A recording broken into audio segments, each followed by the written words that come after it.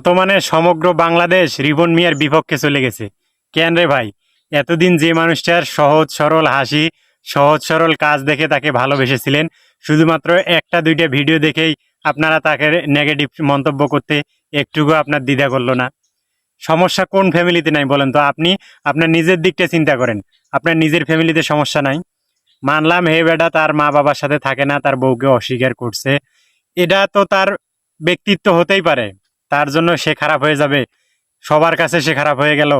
এমনও তো হতে পারে যে তার মা বাবা তার সাথে চিটারি করেছে, তার বউ তার সাথে চিটারি করেছে। আপনারা সত্য না জেনে না বুঝে রিপন মিয়াকে মানে যা ইচ্ছা তাই মনে করেন যে ভিডিও বানিয়ে গালমন্দ করে সহজ সরল ভাবতেন, একদিনে সে চালাক হয়ে গেল, একদিনে আপনাদের কাছ থেকে খারাপ হয়ে গেল। আমার চিন্তাটা আবার একটু অন্যরকম।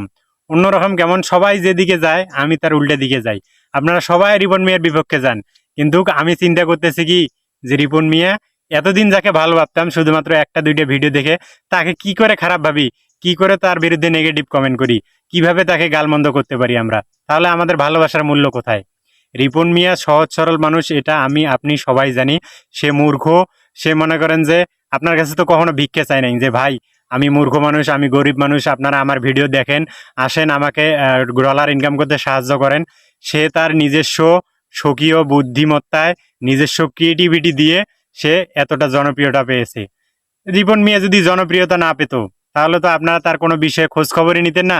তার বউ আছে কি নাই, তার মা বা তার সাথে থাকে কি না, এসব তো আপনাদের কোনো কিউরিসিটি থাকতো না। সে জনপ্রিয়তা পেয়েছে, এই জন্যই আপনারা এসব নিয়ে মাতামাতি করতেছেন। আপনার এলাকায় নাই?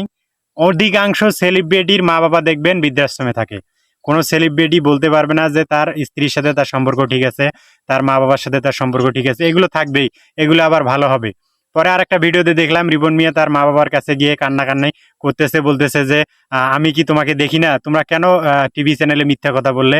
এসব আসলে আমাদেরকে যা দেখায়, আমরা যা দেখি তাই বিশ্বাস করে ফেলি। মানে একটা ইস্যু হতেই এটা আমরা নিয়ে লাফিয়ে পড়ি। আমরা চাই চিন্তা দেখি না, ভালো মন্দ দেখি না যে আসলে জিনিসটা সত্যি না মিথ্যা।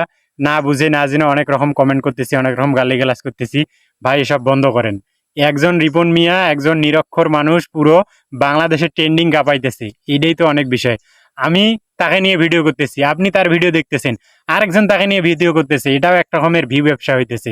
এরকম কিউরিসিটি ভিউ ব্যবসা করতে যে একজনের একজনের জনপ্রিয়তা, একজনের লাইফ, একজনের জীবন আমরা শেষ করতে পারি না। বন্ধ করেন, বন্ধ করেন এসব।